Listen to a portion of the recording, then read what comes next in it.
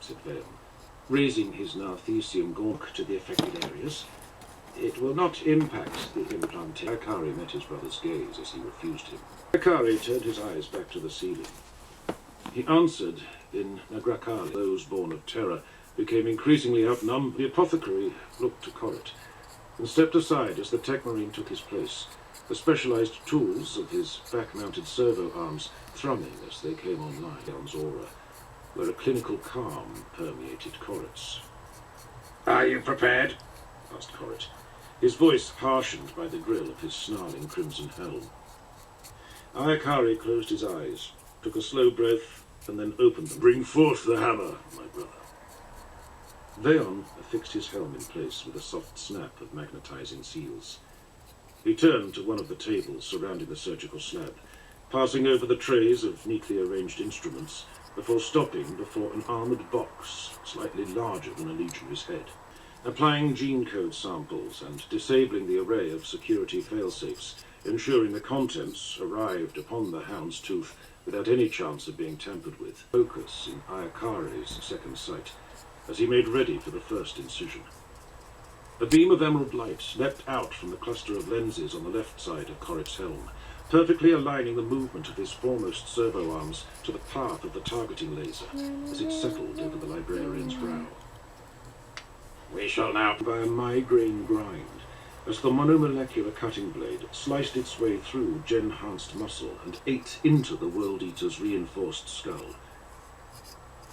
Previous prototypes of the nails had run the gamut of entry points for affixing the implants to the subject's brain, and more dead or blood-maddened World Eaters had been cast into the incinerators of the 203rd Expeditionary Fleet.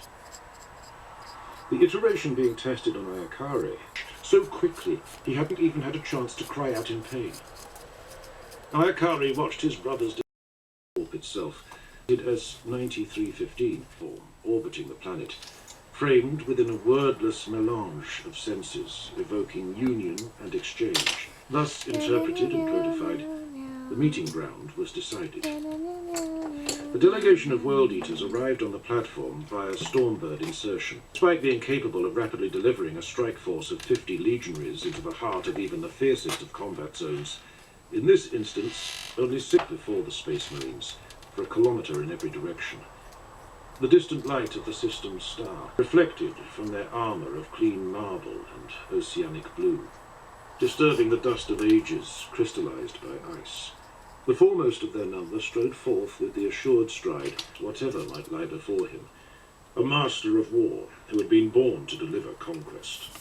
His features were obscured by his armoured helm, a Mark II, plated in bronze in the manner of a Legion veteran, and topped by the distinctive transverse crest that marked him as a centurion and a company commander, captain of the 18th.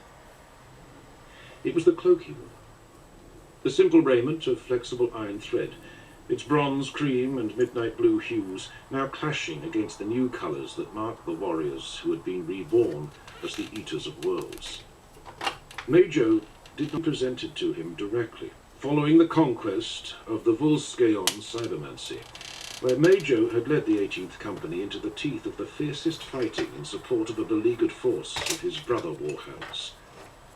It had been Majo's skill as a commander that had turned the tide against the enemy, orchestrating his warriors to punch through the flank of a massed cybernetic horde and shatter its cohesion. Move his spear forward and back, in union with torn free and his eyes gouged out. And all the while, above the growing tally, the clock continued to shrink. 19 hours remained. Strike from the fleet had been fired throng. For the first time in hours, killing ceased to be the Unbroken's aim, generating momentum.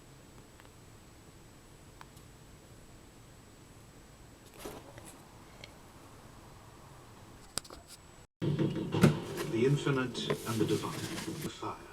We shall strip away the outer layers of the world spirit, refocusing on the veins of energy that ran through the psychoactive material.